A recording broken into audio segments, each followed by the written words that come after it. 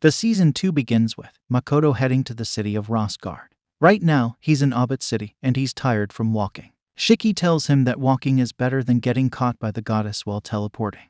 Makoto blames everything on the goddess. Shiki says they're almost in Rosgard and promises to find a good inn for them. He asks Makoto to grab some food while he sorts that out. Makoto is okay with any, but Shiki wants a nice one because Tomo and Mio will be upset if he picks a cheap one. Makoto wonders if leaving them in charge of the demiplane was a good idea. The story then switches to the demiplane. Tomo discovers that Mio is interested in cooking and wants to make something Makoto likes. Tomo gets why but wonders how a simple taste test went so wrong. Mio doesn't know, and Tomo is glad she had Makoto's food tested for poison. Mio is offended and asks if Tomo is calling her food poison. She made curry rice based on Makoto's memories, but Tomo asks if she's ever eaten curry rice before. Mio says no because it's from another world, and she didn't ask Makoto for the recipe to surprise him. Emma asks if the green thing in the curry is an ore, and Mio says yes, thinking it would taste great. Bayan realizes she put soft emerald in the curry. Kamo mentions there's even a piece of the pot's handle in it, and Mio sees the pot has melted. Mio tastes the curry herself and thinks it's not terrible, but Tomo tells her that in their world, people and Makoto don't eat mineral ores, weapons, or buildings. Mio is shocked to learn these aren't considered food. Tomo asks if Mio knows how to cook, and she says she at least knows how to use fire. Tomo asks her to make slightly burned toast, but Mio burns it completely. Tomo says Mio has a lot to learn about cooking. The scene shifts back to Makoto, who's eating some blue meat at a restaurant. The owner asks him not to make a disgusted face while eating because his face is already unpleasant. Makoto overhears a conversation about Moon over the ruined castle and thinks it's a song. He later learns it's the name of a dangerous group of bandits. The girl wonders why nobody is willing to take on a quest to fight these bandits, even though she's willing to pay for it. The receptionist explains that these bandits are very fierce, and there are more than 100 of them. The guild doesn't have enough strong fighters to deal with them right now, so the girl is told to come back next month when they'll have more help. She's upset and wonders if they've been abandoned by their goddess. Some guys try to take advantage of the girl, but she runs out of the guild in tears, and Makoto notices this. Later, Makoto is in an alley and regrets paying with a gold coin. He uses his abilities to sense that 3 people have followed him from the restaurant, and he also sees that people from the guild are bothering the girl he saw earlier. Makoto defeats the guys from the restaurant and protects the girl by throwing them at the adventurers who were troubling her. Makoto defeats the remaining adventurers who were causing trouble. The girl, Rana, wonders if he helped them because he's a demi-human like her friend Ido. Makoto clarifies that he's human and uses his abilities to heal Ido's injury. Makoto introduces himself as an adventurer but mainly a merchant. Rana thanks Makoto for saving them and introduces herself as Rana from Tapa village. Her friend, Ido, is a werewolf, but he's different from the werewolves Makoto had imagined. Makoto offers to carry Ido for her, and they start heading towards Rana's village. Makoto asks Rana about the bandits she mentioned earlier. Rana explains that the bandits attacked their village recently and brutally tortured their strongest member, Parley, to make an example. Now, the villagers are giving up their money and savings. She says every village they've visited suffered the same fate, and her village is in danger too. Ido wakes up and asks Rana if the guild will send help. Rana sadly reveals that the guild refused. Makoto reflects on the commonality of death in this world and realizes he hasn't fully accepted it yet. He decides to help them and asks Rana where her village is. Rana points to the mountains, and Makoto surprises them by jumping over to her village with Rana and Ido. The scene then shifts to Tapa village, where Rana wants to thank Makoto properly. She asks him to wait while she informs the villagers about their arrival. Makoto wonders if Ido won't go after Rana, and Ido is surprised that Makoto can speak the werewolf language. Ido explains that it wouldn't be right for a demi-human to enter a human village. He mentions that his village is in the woods ahead, but Rana and some villagers are close by. Makoto uses his investigative skills to check the village and notices that the bandits have killed some people again. Makoto mentions that he knew Ido was awake when he was carrying him and wonders if Ido pretended to be unconscious because he felt responsible for putting Rana in danger. Ido agrees, and Makoto asks him to keep Rana safe if he wants to be with her. Makoto uses his investigative skills again and finds out that the bandits are currently in the mountains. He decides to go after them, ignoring Ido's warning. Ido asks Makoto why he's doing all this. Makoto explains that Moon over the ruined castle is the name of a song in his country, and he loves it. He doesn't like a group of bandits using that name, and he believes it's reason enough to stop them. He leaves to confront the bandits. The scene shifts to other residents of the demiplane trying Mio's cooking again, but the results are still not good. Mio used premium ingredients this time and is puzzled by the outcome. Tomo notices that the dishes don't look or taste right and explains that great ingredients don't guarantee great taste. She points out that different races have different preferences, and the residents share what kind of food they like. Mio realizes that cooking requires deep knowledge. Tomo suggests that Mio travel the world to improve her cooking skills, and Mio agrees, deciding to embark on a culinary journey for the sake of the young master. Everyone is happy with her decision. Tomo decides to start her own investigation to keep the young master out of trouble. The scene shifts to the bandits in the forest, planning their next move. Makoto puts on his mask to hide his identity, and uses a special power to silence all sounds around them. The bandit leader is surprised by the sudden silence, and Makoto starts shooting the bandits one by one. While he's shooting, Makoto reflects on his vow to stay out of human affairs, yet here he is, eliminating bandits to protect humans. He realizes that he acted on his emotions when he hesitated. After thinning the bandits' numbers, he realizes he hasn't killed them but only knocked them out. Makoto puts away his bow and uses fire magic to deal with the remaining bandits, causing an explosion that catches the villagers' attention. He tells the bandit leader that he won't kill them and asks them to change their group's name from Moon over the ruined castle. The scene shifts to the villagers finding the bandits tied to a tree. Rana asks Ito if Makoto did this, and Ito confirms it.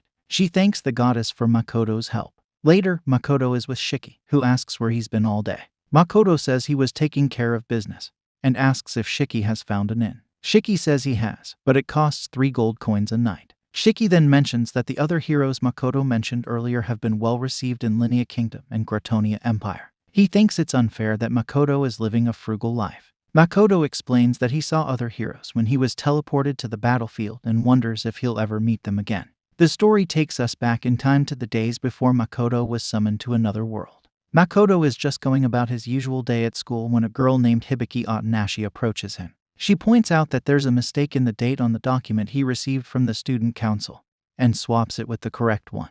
Makoto thanks her and leaves. Hibiki knows that Makoto, despite being called a hero, is just an average guy among a group of handsome student council members. Hibiki envies Makoto a bit because, for her, life has always been easy. She can achieve whatever she wants with little effort, and everything seems to go smoothly. But she finds her life boring. Then, unexpectedly, Hibiki gets summoned to another world. She's confused about where she is, and a goddess explains that she's in a different world. The goddess tells her that the world she's from is under attack by demons, facing a crisis like never before. The goddess hopes that Hibiki can help and plans to send her and another person as heroes. She offers to give Hibiki some special powers, but Hibiki declines the offer, saying she has plenty of friends and a smooth life. The goddess asks if she wants to spend her life with friends who she doesn't have a deep connection with. Hibiki asks what the goddess means. The goddess explains that the world Hibiki is in right now is limited, and she probably longs for a friend who will always support her in a life worth taking risks for. This intrigues Hibiki, and the goddess promises to bless her with powerful magic, increased physical strength, charismatic leadership, and a divine item. She gives Hibiki a silver belt and sends her to Linnea Kingdom, expressing high hopes for her. Meanwhile, in Linnea Kingdom, the king receives a prophecy from the goddess about the descendants of a hero, and he believes it's a chance to finally free the kingdom from the torment of the demons. Hibiki is suddenly teleported to a kingdom where many people have gathered to welcome her. The goddess introduces her as the hero and asks everyone to treat her well. Hibiki finds it hard to believe that she's in another world, and she's not sure if this is all the goddess has to say. Meanwhile, Makoto is still wandering in the wastelands, and there's no one to welcome him. Days after Hibiki's arrival, she looks at a map of the continent that resembles Japan. She learns that the demons were pushed into a barren land by the goddess's people, but they've been expanding their territory for a decade. This expansion led to the downfall of the kingdom of Elshin, and now the Limea kingdom has allied with the Gratonia Empire to form a last line of defense. Hibiki remembers that the officials didn't like it when she mentioned there's another hero in the Gratonia Empire. She understands that neighboring countries might not be friendly, and she prepares for the worst after the war with the demons ends. She also recalls that the belt the goddess gave her has a wolf spirit inside, which surprises her. Tomorrow, she has to choose her party members from a group of mercenaries. Based on the king's recommendations, the confirmed members are the court magician Woody and a rising star among the knights named Norst. Hibiki starts to suspect favoritism in the selection of her party members. The next day, during the recruitment process, a girl named Navel notices Hibiki and thinks she doesn't seem like a battle-hardened warrior. Navel tries to leave, but the court magician Woody stops her, questioning her decision. Navel expresses her disinterest in being a bodyguard for an elite student and just wants to kill demons. She attempts to leave again, but Hibiki stops her. Hibiki recognizes Navel as one of the strongest fighters present and asks her to join her party. She wants Navel to train her in swordplay and be her battle partner, promising they'll kill many demons together on the front lines. Navel hesitates, but Hibiki whispers to her that she knows Navel desires to slay demons, and by joining her, she'll have plenty of opportunities on the front lines. Hibiki assures Navel won't get bored and mentions it's better than rejecting her offer and potentially not being allowed to stay in the country. Navel accepts Hibiki's offer. A knight named Norse finds Hibiki beautiful and wants to find a way to stay close to her. Meanwhile, Makoto is shown fighting a dragon that becomes enamored with him. The scene shifts to the Linnea Kingdom's border, where Hibiki and her party are supposed to pick up a priestess from the Laurel Commonwealth. They notice the priestess's carriage in trouble, surrounded by kobolds, creatures that grow stronger by consuming mana. Ruddy, a member of Hibiki's party, is impressed by the priestess's ability to fend off the kobolds with her shield. Navel notices 4 kobolds and suggests they each take one out quickly to prevent them from summoning reinforcements with a scream. Navel asks Hibiki if she'll be okay since she hasn't slain a monster before, and Hibiki assures them she will. They attack kobolds, managing to defeat one. However, when Hibiki hesitates to deliver a fatal blow, the kobold pleads for mercy, summoning reinforcements with its screams. More kobolds arrive, overwhelming the party and nearly breaking the priestess's barrier. Feeling responsible, Hibiki becomes enraged and slays the kobolds, leading the party to defeat the rest. Despite the victory, Hibiki is distraught over the carnage caused. Navel praises her for a first attempt, and the priestess, Chia, thanks her for saving them. Chia surprises everyone by asking to join the hero's party. Attempting to dissuade her, the party is shocked when Chia cuts her hair, explaining it's to prevent her people from thinking she was harmed by Limia's residents. Hibiki's party members are taken aback by Chia's seemingly threatening gesture. Chia clarifies her goal to end the war, and Hibiki finds her approach contradictory. Hibiki mentions Chia shouldn't have cut her beautiful hair, but Chia insists it would hinder her in battle. When Haki and Navel suggest cutting their hair as well, Chia reassures them they don't need to, as they are already strong. The scene shifts to him playing video games at home, still feeling annoyed about earlier events, and he throws his game away. While lying down, he spots an isekai novel nearby, thinking that having special powers in another world might make him brave. The goddess summons him to her world, introducing herself and explaining that monsters threaten her realm. She asks him to become a hero and save her world. Assuring him not to worry, the goddess mentions sending another person with similar powers. Tomoki inquires about the powers he will receive, and the goddess describes a body capable of fighting monsters, magical abilities surpassing demons, a compelling devil eye, and silver boots granting flight and fatigue relief. Tomoki sees these as cheat skills, almost like a dream, and asks if there's more. The goddess adds the ability to have an undying body at night, but this power only works when the moon is out. Tomoki wants the goddess to change his appearance, and she agrees. She transforms his look and sends him to the Gratinia Empire. Princess Lily Flank Gratinia welcomes him, introducing herself as the second princess. Tomoki also introduces himself, and Lily suggests moving to a better location for a conversation. On the way, a female knight named Genibia asks Lily about a prophecy, and Lily introduces Tomoki. Tomoki comments on Genibia's role as a female knight, unintentionally using his devil eye on her. This causes Genibia to be attracted to him, overlooking his rudeness. Lily notices this and takes Tomoki for level and magical item compatibility tests. After the tests, Tomoki feels tired, and Lily promises to send someone to show him around the castle at night. She advises him to rest, and later, Lily consults a doctor about Tomoki's results. The doctor reveals Tomoki has a magical eye-enhancing charm effects, prompting Lily to seek help in neutralizing its impact on her and the royal family. She urges the doctor to keep this information confidential, expressing her dislike for the hero's innocent appearance. Tomoki then asks Lily what she thought about him when she first saw him. Lily replies that she knew he was the hero destined to lead them to greatness, praising him as a great hero admired by everyone. She expresses her admiration by kissing him, and the two spend the night together. Lily reflects that she is willing to sacrifice anything to eradicate the demons, driven by her mother's belief in the wayward goddess. Meanwhile, during these events, Makoto enters into a contract with the Black Spider. Later, Tomoki returns to the palace after a battle, and Lily praises his performance. They plan to reclaim Fort Stellar from the demons and form an alliance with Linnea for their next battle. Tomoki expresses his loyalty to Lily, but her smile suggests hidden motives. The story shifts to Hibiki and her party at an army camp near Fort Stellar. They learn about an upcoming ball, which Hibiki believes will also involve discussions about the strategy to retake the fort. Mabel explains that the ball is meant to boost the army's morale, and she mentions that the hero from Gratonia is seeking the goddess's blessing, which could give humans an advantage in battles against demihumans or demons. Hibiki appears concerned, and Navel asks if she's nervous about meeting Gratonia's hero. Hibiki admits that meeting the other hero, who is around her age and from her world, is one of her worries. Later, they meet Princess Lily and Tomoki, who explain the battle plan. Lily mentions that while they received supplies and reinforcements from King Aeon, the support from Laurel is less than expected, likely due to the situation with Chia. However, she assures them that their combat strength is 5 times that of the demons, and with the goddess's blessing, victory should be assured. Hibiki asks why the battle is set for nighttime, and Tomoki explains that they excel in night battles, even though Hibiki's party lacks experience in them. Tomoki believes that the goddess's blessing will boost their strength and weaken the demons. He emphasizes the importance of quickly reclaiming the fort to earn the goddess's praise and suggests they relax and chat. Hibiki then asks Tomoki if they've met in the real world, and he confirms they haven't. Hibiki remembers that Tomoki shares the same name as a famous model her friends like, and Tomoki clarifies that he has no connection to that person. Hibiki apologizes for the mistake, and Tomoki insists he's not upset. He then asks Hibiki about her level, and she mentions it's 430. Tomoki shares that his level is 603, and Hibiki wonders why he's suddenly boasting about it. She comments on his hard work, and Tomoki suggests she call him Mr. Tomoki instead of using his first name.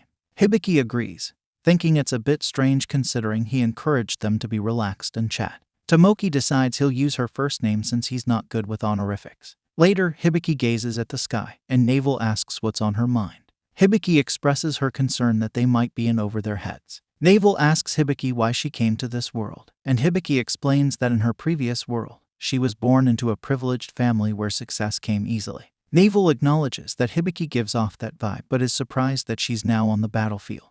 Hibiki mentions her emotional reaction when she couldn't bring herself to kill the Kabul and says it was the first time she faced defeat and had to trust someone else with her life. She acknowledges that they'll encounter even greater challenges and surprises, but has no regrets about coming to this world.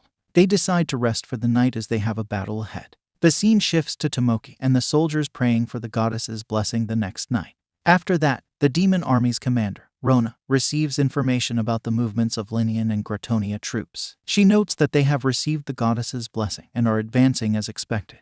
Rona prepares to enter the battle and instructs a soldier to inform Io about their plans. The human army is marching forward, and Woody warns his party to watch out for enemy traps in this dangerous terrain. They've lost many knights and mages along this route before. Suddenly, the demon army attacks. Tomoki orders his troops to engage in combat, and they start fighting the demon soldiers. Most of the demons are defeated quite easily, and Hibiki notices that their enemies seem weaker than expected. She recalls being told it was impossible to reach the fort through this path and asks Chai to set up a protective barrier. Woody also casts a levitation spell for faster movement as a precaution. The human army manages to reach the fort's gates and opens them. Rona, the demon army's commander, notices the two heroes are in range and decides it's time to test their strengths. She uses a magic array to make the entire human army fall into a giant pitfall. However, Hibiki's party survives due to Woody's earlier levitation spell. Tomoki also survives thanks to his flying boots, and he counters Rona's magic attack with his divine lance attack. Tomoki is relieved to see his party members are okay, as Yukonatsu created replicas of his boots for them. Tomoki then summons the dragon Nagi and attacks the fort while riding it. Rona realizes the dragon's firepower is formidable but knows they need more to capture the fort. Tomoki lands inside the fort and asks Mor and Yukonatsu for support while charging ahead with Genebia. They encounter Io, and Tomoki attacks him without introducing himself. Io comments on the rudeness of attacking without proper introductions, but Tomoki says manners don't matter in battle, and strikes again, damaging one of Io's arms. Hibiki joins the fight, introducing herself, and Io reveals himself as the general of the Demon Lord's 3rd Legion. Io astonishes them by instantly regenerating his lost arm. He then uses a ring to nullify the goddess's blessing on the heroes, weakening both of them. Tomoki realizes that he could die from damage in his current state. He suggests they retreat, leaving Hibiki concerned that he might leave her to fight alone. The scene shifts to Mio and Tomo embarking on their own journeys. Mio expresses a wish to talk to Makoto. Tomo speculates if Mio intends to surprise him with her culinary discovery. Mio reveals her destination, a port town called Kirin, where she plans to find seaweed and kelp for the Japanese-style cooking Makoto enjoys. Mia suggests that Tomo is heading to investigate the location where Makoto fought the Dragon Slayer. Tomo confirms, mentioning a giant lake that appeared after the fight, prompting her curiosity. Mio feels lonely, but Tomo assures her it won't last long. She shares news from Shiki that Makoto has reached the town of Rosgar and should return to the demiplane once settled. The narrative then shifts to Makoto and Shiki in Rosgard, where they notice various stores and products. They witness a girl being bullied, and Makoto, concerned, tries to intervene. However, his inability to communicate with humans hinders his efforts as the bullies don't notice him. Makoto urges Shiki to intervene. The bullies mock them for their academy uniforms. Makoto thinks Mio and Tomo might suggest killing them, but Shiki wouldn't. The guys insult Makoto and Shiki, triggering a request to convince them to leave. Shiki asks if he can kill them, but Makoto rejects violence. Shiki proposes convincing them to leave, warning them he'll kill if they don't. The bullies use wind magic to levitate, surprised that Makoto doesn't attack. Shiki counters with earth magic, causing them to float. Makoto, using a counterspell, dispels the magic, leaving them levitating. Makoto advises the girl to leave if she's unharmed, but she claims she didn't ask for help. Makoto assures her no favors are owed. Learning she works at the Five Irons restaurant, she invites Makoto to try their hot pots to repay his kindness. Makoto plans to visit later. Meanwhile, the bullies remain levitating, as Shiki suggests leaving them until they run out of mana. Makoto urges Shiki to save the bullies using his magic. Shiki complies but makes them fall, prompting the bullies to run away and threaten revenge. Makoto believes Shiki needs to mature and handle situations better. Shiki points out that stopping such incidents is difficult, advising against involvement. Although Makoto agrees, he's troubled by the girl's distressed expression. Shiki apologizes for his previous remarks, and Makoto suggests focusing on finding a way into the academy for now. With the entrance exam approaching in 3 days, Makoto plans to take it to be recognized as a local resident. Shiki inquires if Makoto will take the exam, and Makoto explains that passing it is essential for him to be acknowledged and obtain a permit for setting up a store in the town. Shiki reveals to Makoto that he won't be taking the entrance exam, but instead the lecturer qualification exam, which sparks Makoto's curiosity about the role. Shiki clarifies that passing this exam would make Makoto eligible to become a teacher. Examining the documents from Rembrandt, Shiki asserts that it is indeed the lecturer qualification exam. Meanwhile, Rembrandt speculates that Makoto has likely arrived in Rosgard. He notices Morris struggling with small writings and considers the possibility of presbyopia, an age-related vision issue. Morris argues that he can read familiar texts without any issues. Rembrandt suggests getting Morris prescription glasses to avoid mistakes in handling documents. The story transitions to the day of the lecturer qualification examination, and Makoto reflects on how he might have avoided it if Rembrandt hadn't recommended him. As a staff member begins explaining the rules to Makoto, he interrupts to ask about other job opportunities at the academy. The staff member becomes annoyed at Makoto's question and scolds him, revealing that others have made similar inquiries before. Shiki, angered by the staff member's behavior, drains some of his life force. Makoto intervenes to prevent further escalation and apologizes on behalf of Shiki. A woman arrives, apologizing for the staff member's behavior and emphasizing that negative comments about examinees are strictly forbidden. She acknowledges that Makoto's inquiry might not have been well-timed but assures him that it was a mistake on their part. She proceeds to check Makoto's documents and notices his proficiency in combat techniques. Considering his letter of recommendation from Rembrandt Trading Company, she asks Makoto whether he prefers the written or practical exam. Shiki, making the choice for Makoto, opts for the practical-only exam, which is known to be the most challenging. The woman explains that only a few people have passed this rigorous exam, leaving Makoto surprised by the difficulty level. The scene sets the stage for Makoto's challenging examination and his quest to become a teacher at the academy. The story shifts to the examiner explaining the rules of the 3-day exam. Each examinee is given 2 items, a feather for returning to the exam venue and a bell for forfeiting.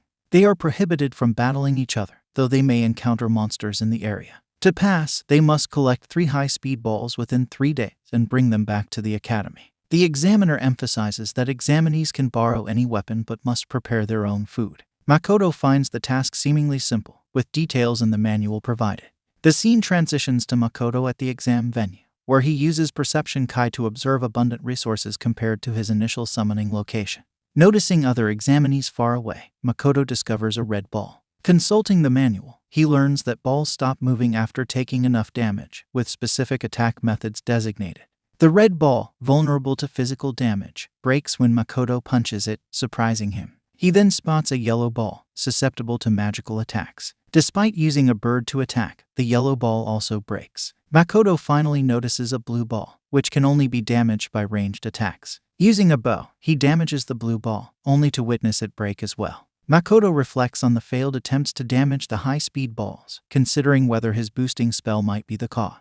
Even after undoing the spell, the balls continue to break upon contact, leaving him without progress on the first day. Frustrated, he sets up a barrier causing pain to deter monsters, and goes to sleep. The next day, Makoto discovers defeated monsters outside the barrier, indicating others in the vicinity. After dealing with the monsters, he checks on the remaining examinees and notices the absence of the elf, contemplating if they have already finished. Trying to capture a blue ball, Makoto experiments with hitting it using only the fletching of an arrow. Though successful, the ball teleports, requiring Makoto to locate and hit it again to immobilize it. Elated to finally secure one of the balls, he observes the disappearance of another examinee, pondering whether they passed or dropped out. Spotting a yellow ball, Makoto weakens himself using his Kai and fires the weakest arrow he can manage. This method successfully stops the yellow ball from moving, and Makoto believes he can make progress with one day remaining. After eating, he notices a new presence in the area. The following morning, Makoto spots a suspicious-looking person among the monsters affected by his barrier. The stranger, an assassin, launches an attack using knives. Makoto successfully blocks the assault, prompting the assassin to employ a spell to conceal himself. Despite the hidden presence, Makoto's Kai allows him to sense the assassin's location. Attempting to create distance, Makoto finds himself hindered by the assassin, who grabs his clothes and attempts another knife attack. In response, Makoto breaks the knife with his bare hands, causing the assassin to retreat. Makoto realizes the knife was coated with poison and questions the assassin's motives, asking if he is targeting the examinees. The assassin admits to his intentions, revealing that the others have already departed. Although unenthusiastic about the job, the assassin insists Makoto must pay for breaking his knife. He claims Makoto will succumb to the fast-acting poison coating the weapon in seconds. Surprisingly, nothing happens to Makoto, leading the assassin to suspect he neutralized the poison. Makoto proposes to share his antidote knowledge if the assassin discloses information about the person who hired him. The assassin, however, explains he doesn't know the client, as he accepted the job through the Assassin's Guild. Deciding not to press further, Makoto reveals that he has temporarily paralyzed the assassin from the neck down. Informing the paralyzed assassin of his immunity to poisons, Makoto kicks him away. As the day nears its end, Makoto faces the challenge of capturing a red ball, realizing that using pure physical strength is difficult due to his body constantly emitting mana. However, he recalls that the non-magical knife he acquired for cooking might be the key. Using the knife, he successfully captures a red ball. Returning to the exam hall, Makoto discovers that the others have already arrived. Displaying the balls to the examiner, he astonishes the official by presenting 3 balls of different colors. The examiner expresses disbelief as most individuals usually gather 3 balls of the color susceptible to their best attack. Makoto's unique approach makes him the first to pass the exam in this unconventional manner. In the aftermath, Makoto informs Shiki about being hired as a temporary instructor. While awaiting the next steps in the process, he suggests they visit the Hot Pot restaurant. Shiki eagerly anticipates the visit. The scene shifts to the examiner venting his frustrations in a bar, revealing that the exam was intended to be nearly impossible to pass this time. However, Makoto's unexpected success in gathering 3 balls of different colors surprises both the examiner and a curious girl at the bar. The examiner laments the unintended outcome, while the girl finds the situation intriguing. Makoto's innovative approach to the exam showcases his adaptability and resourcefulness, leading to a surprising and successful outcome. The next scene shows Makoto getting permission to open a new store in Rosvard. We learn that he recently got a notice about being officially hired as a lecturer. Shiki comments on how sudden the notice was, and Makoto tells him they need to register this afternoon. Afterward, they head to the 5 Irons. Luria greets them warmly and thanks them for being regular customers. She asks if they're having hot pot today, and Shiki confirms. Makoto orders a chicken hot pot for himself, surprising Luria as most people usually share one. Makoto explains they've been coming for 5 days, and Shiki loves the hot pot here. Meanwhile, a student named Illingen watches them, curious about their frequent visits. Another student approaches Illingen, saying she needs to talk to him about something. The scene shifts to Luria bringing Makoto's group their hot pots. Makoto notes that Shiki loves the creamy hot pot, which Makoto himself isn't a fan of. Luria then asks Makoto if he's going to teach at the academy. She starts to mention that she knows someone there, but she's called away by another waitress before she can finish. Later, we see Makoto at the academy, where a staff member explains the rules he needs to follow. She tells him that running his business won't be a problem as long as he doesn't handle money in school. Teachers earn wages based on the number of students they have, getting 10 silver coins per student. As a part-time teacher, Makoto can have up to 30 students, and his first lesson is scheduled for next week. Makoto agrees and says he wants to start with just 10 students to focus on quality teaching.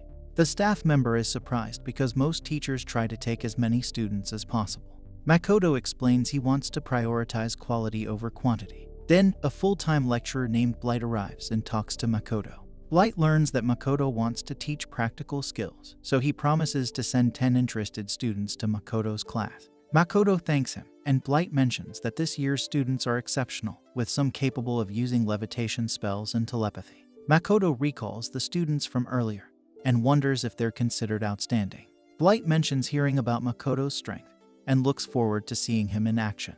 The scene shifts to Makoto in the library, where the librarian asks if she can assist him. Makoto explains he's searching for materials for his class as his assistant applies for a permit.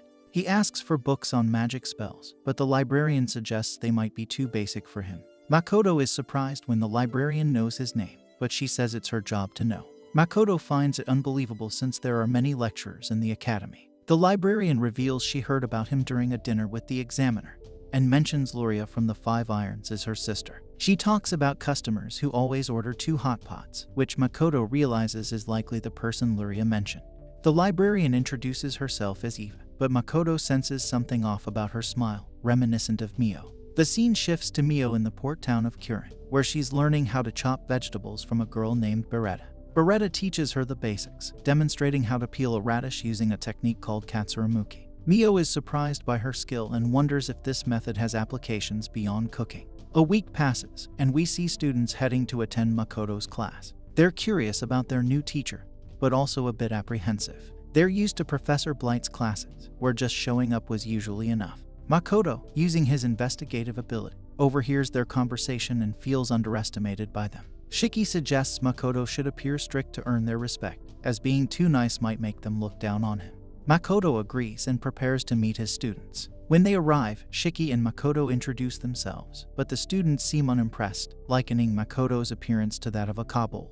Makoto informs them that he'll give them a detailed lesson focused on magic and asks a student which elements they can control. The student replies that they're good with wind and knows a bit of earth and fire magic. Makoto asks another student the same question, and she says she can use fire and wind magic. Then, Makoto inquires how many of them can master multiple elements equally well. The students remain quiet, and Makoto decides to follow Tomo's approach. He tells them he now understands their strengths and emphasizes that they'll stay average unless they improve. One of the girls feels he's being too harsh, arguing they were accepted into the academy because they're qualified. Makoto responds that he's just stating facts. Another student adds that in magic, it's common to choose one element to master. Makoto explains that relying on just one element in battle could be dangerous if the enemy figures it out, so it's important to be skilled in multiple elements. The students find this idea simple but question if Makoto can do it himself. Makoto decides to demonstrate by having a mock battle with Shiki. As they prepare, the students notice Makoto doesn't emit any magic energy, while Shiki's staff radiates immense power. Shiki swiftly attacks Makoto with his staff, but Makoto defends himself using a barrier. Through telepathy, Makoto communicates with Shiki, acknowledging his progress, credited to training from Mio and Tomo. Makoto then counterattacks with a fire spell. Shiki defends himself with a barrier, and then tries to attack Makoto with an earth spell, but Makoto avoids it and destroys the spell with a fire arrow. The students are amazed by their skills. Makoto combines fire and water to attack Shiki, but Shiki blocks it, crediting his special staff made by elder dwarves. Makoto suggests ending the battle soon, and they both prepare for their final moves. The students are surprised as it's the first time they've seen Makoto and Shiki chant spells. They anticipate the power of their spells, noticing Makoto's ability to speak. The spells collide, and when the dust settles, Shiki is defeated. Makoto worries that the students might quit his class after witnessing their strength. He ends the session, leaving the decision to the students. Meanwhile, Shiki tends to a girl injured during the battle, using some effective ointment. The girl is amazed by its quick healing, assuming it must be expensive. While some girls consider quitting, The boys are excited and fearful, thinking they could become stronger under Makoto's guidance. Shiki reassures the girl that they have plenty of the ointment in their shop, calming her worries. Impressed by his appearance, the girl is captivated by him. Shiki then departs, leaving Makoto to ponder if anyone will remain for his next class. Shiki predicts that at least half of the students will stay.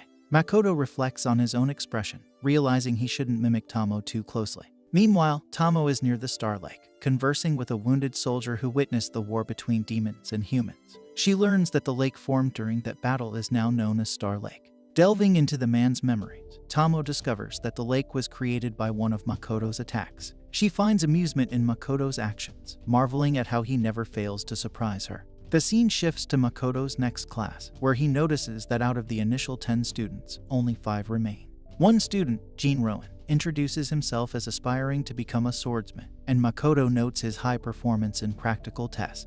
Another student, Izumo Kiwasuke, introduces himself as aspiring to become a mage. Makoto infers from his Japanese-sounding name that he is likely from the Laurel Commonwealth. Abelia Hopleys introduces herself next, prompting Makoto to recall another Hopleys student from the school, known to be the child of a prominent aristocrat in Limia. Dina Severus introduces himself as a married individual, sharing that his wife is currently on maternity leave due to imminent childbirth. The last student, Mitra Kaspar, mentions being born and raised in Rosgard, with both parents serving as clerics. Izumo then questions Makoto about his use of magic for communication, noting that Makoto had chanted a spell the day before. Makoto explains that he can't speak the common language for a particular reason, then begins the class. He inquires about the effects of mana depletion on the body. The students respond, noting that when half of the mana is used up, both mental and physical exhaustion occur. At 20%, the body becomes immobile. Complete depletion results in vomiting, confusion, and loss of consciousness, and if it goes beyond the limit, it could be fatal. Dina recalls learning this in elementary school. Makoto emphasizes the importance of understanding their limits through actual combat, assuring them of the availability of medicines to replenish mana and stamina. The scene shifts to the students exhausted after sparring with Makoto, with only Jean and Mitra remaining standing. Mitra uses his healing magic to support Jean, who attempts to attack Makoto but is swiftly defeated. After everyone is down, Makoto distributes stamina and magic potions, emphasizing the necessity of experiencing one's limits first. He instructs them to reflect on their actions and submit a report. The scene changes to Ilungan winning a mock battle. He recalls receiving pills from a girl at the academy, explaining they enhance physical and magical ability, part of the academy's ongoing development. The scene shifts to Ilungan walking down the academy hallway with the pills. He spots Makoto and wonders why he's there, pondering if Makoto is a lecturer. Then, the scene changes to Makoto reviewing the students' reports. He reflects on their potential, noting Jean's impressive stamina and leadership qualities. Shiki acknowledges Makoto's keen observations, and Makoto admits he's still adjusting to teaching but is committed to doing his best. Meanwhile, Blight is frustrated that the Assassin Guild failed to eliminate Makoto. The assassin explains Makoto's exceptional strength, even breaking his knife made from a great dragon's scale. Blight dismisses the excuses and urges the assassin to finish off Makoto quickly. It's been 2 weeks since Makoto became a lecturer, and a new store outside of Seagate has opened. We see Makoto has brought the Ogre sisters, Eris and Aqua, to work at the store. He shows them the merchandise and explains that the store will be open until midnight to help build its reputation. The sisters are frightened at the thought of working until that late, but Makoto reassures them. He explains they'll work in shifts, take breaks, receive a food allowance, and have a supportive manager like Shiki. Makoto mentions that since it's a new store, it shouldn't be too busy, making it easier to manage than the one in Seijei. The sisters find this reassuring, but Makoto is unsure if they can handle the store alone. Later, the scene shifts to Makoto in the academy's library, looking exhausted. He reflects on his successful classes and business ventures, but he's troubled by girls asking to marry him for his money, wanting to be his third wife to avoid responsibilities. Makoto questions if what these girls propose can even be called marriage as he gazes at a drawing of his parents. Eva inquires about the people in the drawing, and Makoto describes them as kind individuals who looked after him, feeling a strong connection to them. Reflecting on his past, he finds it odd how people here perceive marriage. Eva elaborates that many students come from families where marriages are strategic alliances. Makoto finds it surprising that these young people are already considering marriage. Eva compliments Makoto's innocence. Makoto compares his current situation with the genuine friendships he had with Tomo and Mio, feeling they were better than these materialistic relationships. The scene shifts to Tomo near the Star Lake, where Lime informs her about a past battle between someone and Waterfall Lake near Stellar Fort, likely Sophia. He wonders if Tomo found any clues about the ring sealing the goddess's power. Tomo admits she didn't find anything about the ring but did discover who created the Star Lake. Lime remarks that it's evident since their young master is the only one with such capability. Tomo then notices they are being followed, and someone is outside their camp. Curious, Tomo inquires about the intruder's identity, and they claim to be a group of travelers seeking rare and quality weapons. Tomo welcomes them inside, revealing the travelers as Tomoki, Lily, and Mara. Introducing herself, Tomo explains their role as guards for the Kuzunoha company at the border. Tomoki admires Tomo's impressive weapon collection and her strength, prompting him to ask her age. Tomo tactfully suggests it's impolite to inquire about a lady's age before introducing oneself. The travelers then introduce themselves, leading Lime to deduce they are the hero and second princess of Gratini. Tomo questions their purpose in visiting, considering their knightly and aristocratic demeanor from another kingdom. Lily reveals they're here to investigate the sudden appearance of a lake. Tomoki requests to examine Tomo's katana, but when he tries to draw it, he finds it impossible. Tomo explains that a spell restricts anyone else from unsheathing it except her. Tomoki insists it's impossible, claiming he can wield any weapon in the world, but Tomo warns him not to handle it roughly. Taking back the katana, Tomo displays its appearance to Tomoki, who shows interest. Surprised by its quality, Tomoki and his companions admire it. However, Tomo indicates they're busy and should depart. Lily expresses interest in buying the katana, but Tomo reiterates that only she can use it.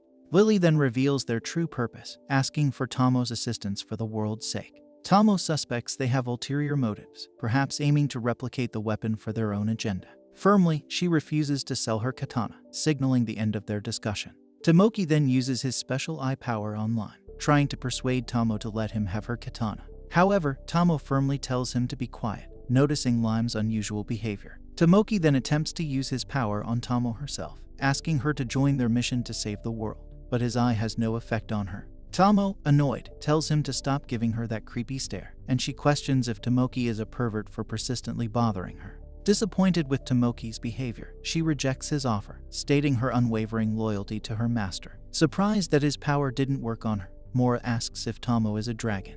Tomo clarifies that she is not an ordinary dragon, possessing immense strength and presence. Lily speculates if she might be the formidable Waterfall Lake, known as the strongest dragon in the region.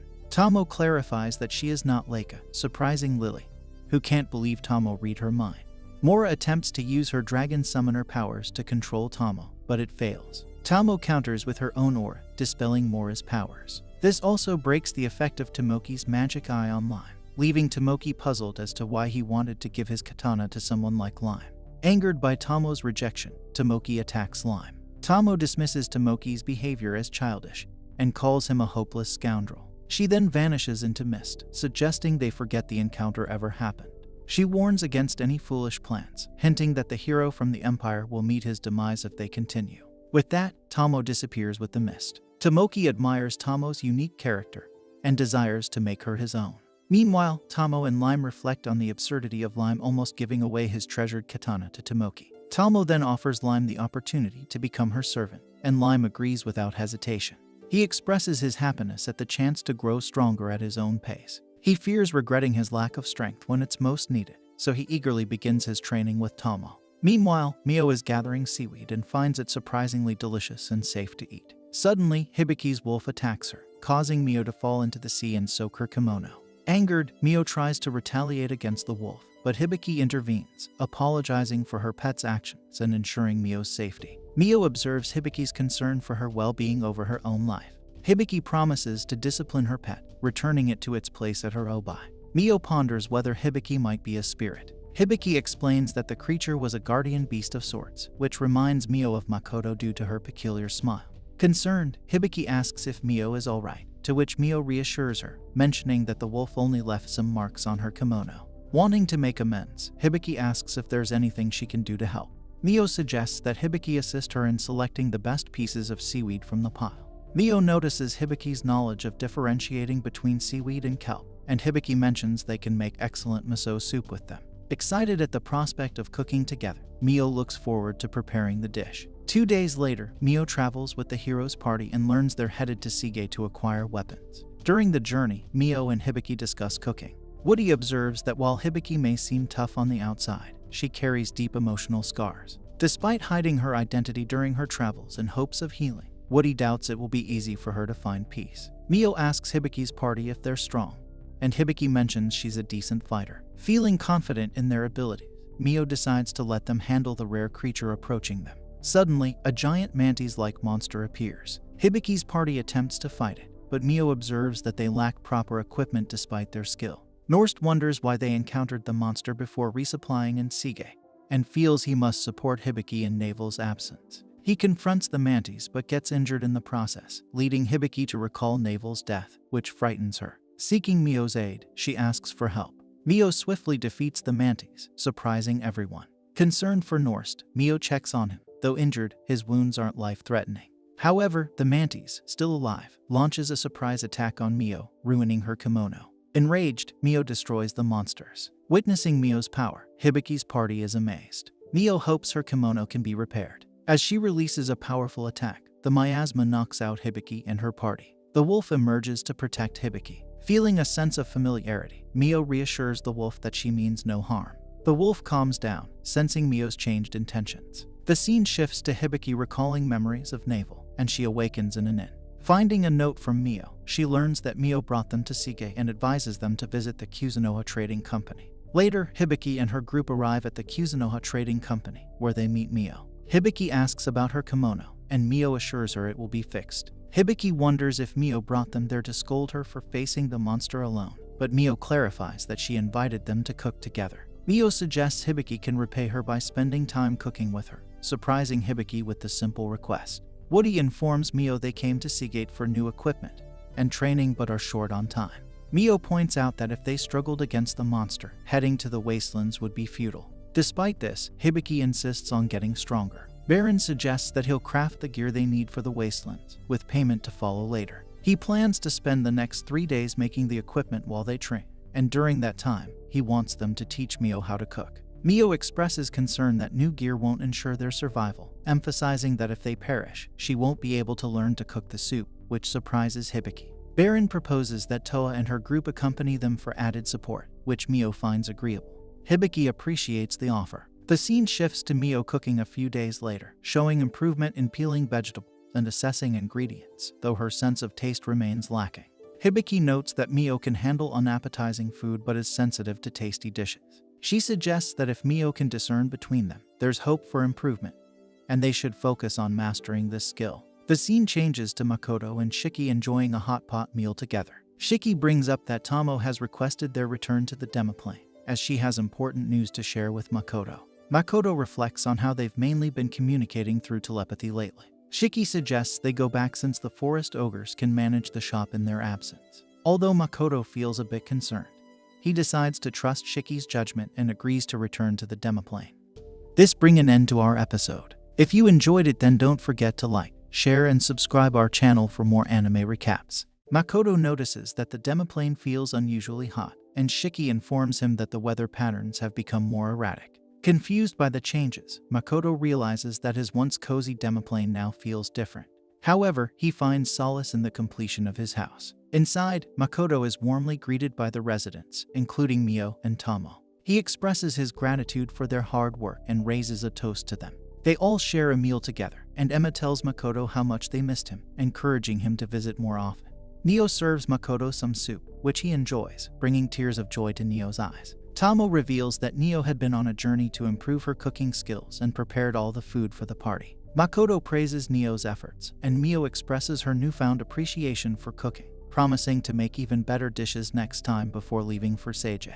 Emma explains that she's learning to cook from an adventurer in Seije, while Tomo informs Makoto that they have a meeting scheduled later and advises him to rest until then.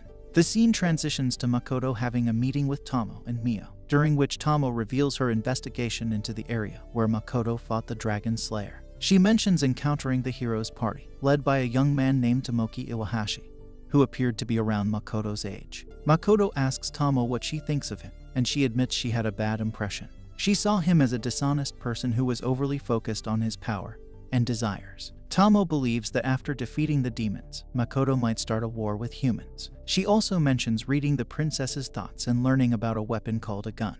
Shiki believes the hero might have informed the princess about it. Makoto doesn't see guns as powerful as magic but acknowledges their potential for assassination and genocide. Tomo finds both magic and guns repulsive. She even considered killing the hero and princess without informing Makoto. Makoto advises against such drastic actions. Tomo admits she didn't gather useful information about the goddess's power or the dragon slayer. Makoto wonders if she discovered anything about him, but Tomo found nothing unusual. All she knows is that someone shot an arrow during the battle, creating a lake. Makoto wonders if the unusual weather was caused by the goddess, but Tomo explains that survivors referred to the culprit as a devil. However, Makoto doesn't realize they're talking about him. He suggests they share information now, and Tomo mentions she already has an idea about the academy from Shiki. She heard Makoto is popular among girls and asks for details. Makoto thinks Shiki has already informed her but notes the unbearable heat. They step outside, and Makoto wonders about the irregular weather. He learns he's the reason behind it due to the misty door he set up outside. Makoto admits he sets up doors wherever he goes. Tomo explains the weather inside reflects the door's last location. Makoto finds the academy's weather pleasant, but Shiki suggests it's not solely due to the door's location but also influenced by the terrain. Tomo vows to continue investigating, leaving Makoto worried about traveling. The scene shifts to Mio discovering that Hibiki's party must return to Limia. Mio is saddened as she won't learn new dishes. Hibiki apologizes and mentions she has something important to attend to. Mio accepts the situation, understanding the harsh conditions of the wastelands as mentioned by Hibiki. She acknowledges they wouldn't have survived without her help in Baron's sword, expressing her gladness in assisting. Hibiki then invites Mio to join her, but Mio declines, preferring to stay with her young master. Despite Hibiki's attempts to persuade her, Mio remains steadfast, stating her loyalty lies solely with her young master. She wishes Hibiki a safe journey and suggests visiting Limia if she ever gets the chance, promising to teach her new recipes. Delighted by the offer, Mio and Hibiki part ways. The scene shifts to Makoto inspecting the fields in the demi-plane. Emma informs him that their harvest has improved significantly due to Shiki's farming instruction.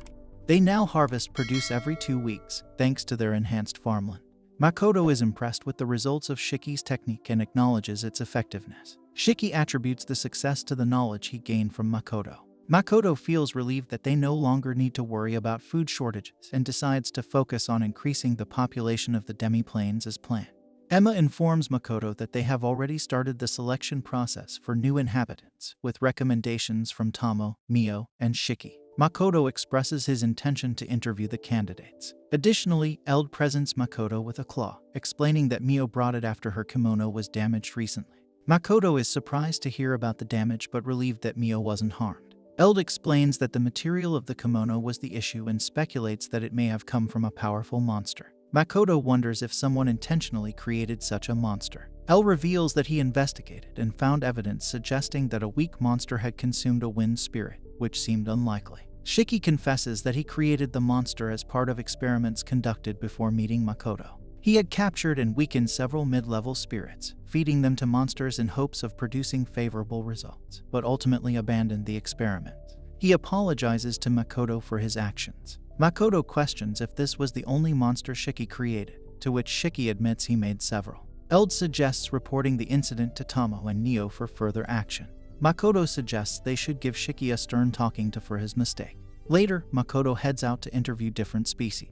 Emma informs him that Tomo chose an unusual species. Mio relied on instincts, and Shiki selected based on abilities. Makoto feels uneasy about the situation. Emma mentions that representatives from each race have been invited, as they hope to relocate. She advises Makoto to act as the master of the place, and not to use honorifics while referring to her. The first group, recommended by Shiki, consists of Winkin.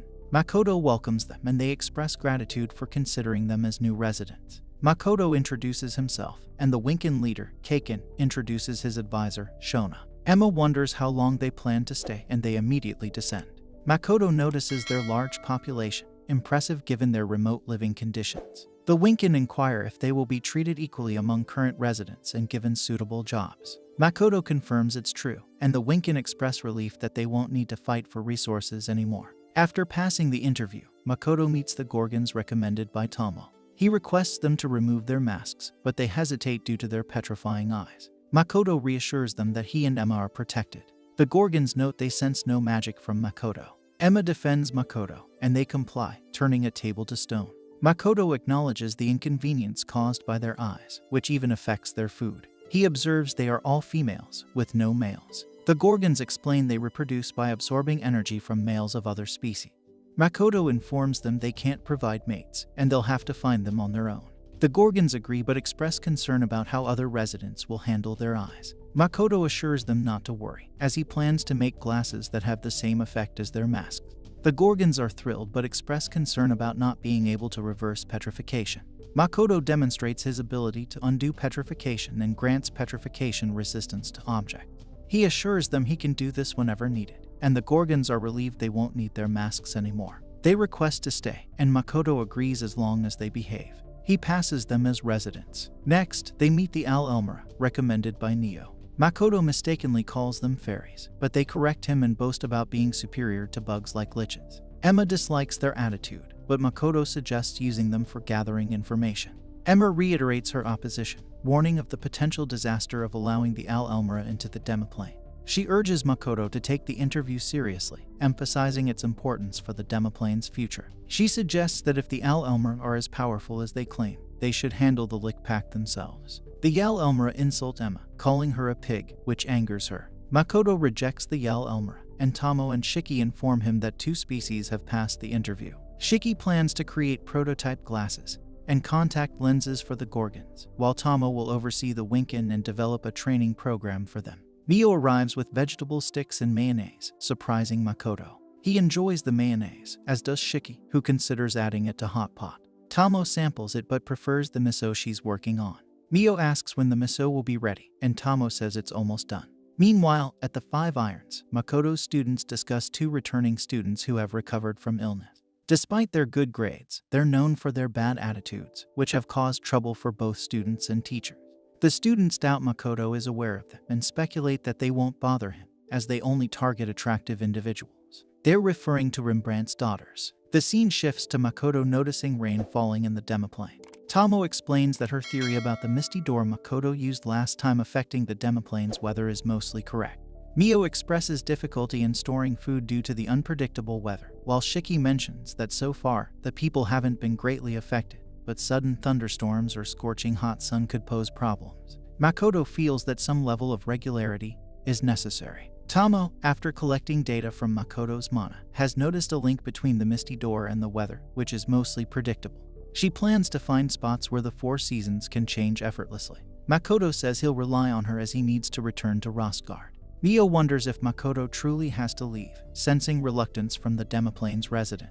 Makoto explains that he must go but promises to return as often as possible. The scene shifts to Eris giving Makoto money from his store, indicating their business is doing well. They plan to hire more shopkeepers. As a reward, Makoto gives Aqua and Eris some bananas, which makes them happy. Later, at the academy, Makoto mentions needing special permission for today's lesson. Shiki assures him he has the permit already. Makoto encounters Blight, who wants to buy 10 jars of external wound ointment from Makoto's store. Blight explains that between summer break and the school's anniversary, some students come to class with wounds. Makoto agrees to fulfill the order and encourages Blight to check out other items in the store. After Blight leaves, Makoto hopes their reputation in the academy isn't being exploited for profit. He notices many love letters on their desks, and Shiki offers to handle them, prioritizing important documents first. Makoto is surprised to find 3 new students have applied for his class. The scene shifts to the new students introducing themselves to the class. The first, Sif Rembrandt, explains she was sick but has recovered. She specializes in earth and fire magic, with protection from earth spirits. The second, Yuno Rembrandt, is Sif's younger sister, skilled in physical combat, preferring the center of the guard. Makoto is pleased they've recovered. The last, Karen Furs, a transfer student from Fusk Royal Academy, has an affinity for water. Shiki and Makoto are wary of her. Makoto tells the Rembrandt sisters he won't show favoritism because of their father's friendship. The boys suspect the sisters are pretending, noting their prior rude behavior. Shiki informs Makoto telepathically that the sisters had a bad reputation for their arrogance and wealth. Despite this, Makoto can't discern it from their appearance. He announces an interesting activity for the day's lesson and leads the older students away. They'll face a summoned opponent. The students worry about surviving without showing weakness to the new students. Makoto summons Liddy using his Mistgate, secretly instructing him to use only 20% of his strength and refrain from using his breath attack. He assures the students they'll survive if they fight hard. Turning to the new students, he explains they'll be fighting him, with only them attacking. During the fight, Makoto will point out areas for improvement. If they don't improve, he'll start deflecting their attacks. Yuno shoots arrows at Makoto, but he blocks them, deeming them weak. He advises her to infuse mana into her arrows and increase her physical strength. Sif attacks with magic while Karen freezes him. Makoto praises their efforts, noting Karen's timing and Sif's strategy. He advises Sif to control the intensity of battle and increase her speed, and Karen to focus on her output strength and effect duration. When Yuno shoots again, Makoto burns away her arrow, criticizing her eagerness for powerful shots. He resolves to defeat them in a memorable way, emphasizing the importance of experiencing failure early on. Meanwhile, other students fight Liddy but are overpowered. By the end, all students are defeated. Makoto announces the end of the lesson and instructs the students to write a report on why they failed. He then asks Karen to join him for a discussion and leaves. The students feel defeated, thinking Makoto's standards are too high. Shiki reassures them that Makoto sets achievable goals and is strict because he believes in their potential. He admits he envies their opportunity for growth. Shiki asks the Rembrandt sisters if they want to continue the class, and they express determination to improve alongside their peers. Abelia suggests discussing the lesson, and the Rembrandt sisters agree. The scene shifts to Makoto speaking with Karen, acknowledging her remarkable strength for a student. Karen explains she served as a mage in the army, offering to share details of her past unit to prove her authenticity. Makoto admits he's already investigated her background but doubts her identity. Karen insists she's genuine and asks if Makoto wants to know her better. Makoto questions Karen about a demon's presence in the academy. Despite Karen's attempt to play dumb, Makoto points out her telltale skin and eye color. Karen resorts to using her magic eye to charm Makoto, but he sees through her attempt. Karen admits surprise at her cover being blown so quickly and threatens Makoto for calling her hornless. Makoto speculates about the real Karen's fate, but Karen claims innocence, blaming her transformation on a friend. She questions Makoto's lack of hostility, noting that humans typically react differently to demons. Makoto expresses his stance against discrimination and willingness to understand others regardless of their race. Karen is astonished by Makoto's ability to speak demon language. Makoto reveals his multilingual skills, but insists on knowing Karen's name. Karen refuses, feeling the need to eliminate Makoto now that her identity is exposed. Shiki identifies Karen as Rona, one of the demon army's 4 generals, and recalls encountering her when he was a lick. Makoto emphasizes the importance of information in his merchant profession, asserting his advantage. Rona acknowledges the precariousness of her situation and suggests continuing the conversation elsewhere. The scene shifts to the 5 Irons, where Rona expresses interest in learning more about the Kuzunoa Trading Company. She notes the company's presence in Sige and inquires about their intelligence agency there. Makoto clarifies that the company is neither aligned with the human nor demon factions, surprising Rona. He explains that some humans have joined their cause, and it's not unusual for the company to remain neutral. Rona questions if Makoto is becoming an arms dealer, but he clarifies that he simply wants to protect his business interests. While she still harbors distrust, Rona acknowledges Makoto's motives and suggests getting to know each other better. Shiki warns Rona against physical contact with Makoto, but she dismisses it as a shame. Makoto probes Rona about her infiltration of the academy, and she reveals her mission to investigate and address secret human experiments in the city. The scene then shifts to Makoto briefing Lime in his shop about recent demi-human abductions and human trafficking involving the Assassin Guild. Lime pledges to gather information on the matter. Makoto asks Aqua and Eris to assist Lime with his investigation. Initially hesitant to work overtime, they agree when Makoto promises to reward them with bananas. Afterwards, Shiki warns Makoto not to blindly trust Rona's words. Makoto acknowledges this and questions Shiki about his past relationship with her. Shiki explains that they were once partners who exchanged information, but Rona betrayed him and caused trouble. She owes allegiance to the Demon King and is not as powerful as Mio, but Shiki compares her to a less trustworthy version of Mio. Concerned, Makoto asks Shiki to keep an eye on Rona. Later, Makoto visits the Rembrandt sisters and apologizes for not visiting them during their recovery. They remark that Makoto appears kinder outside of class.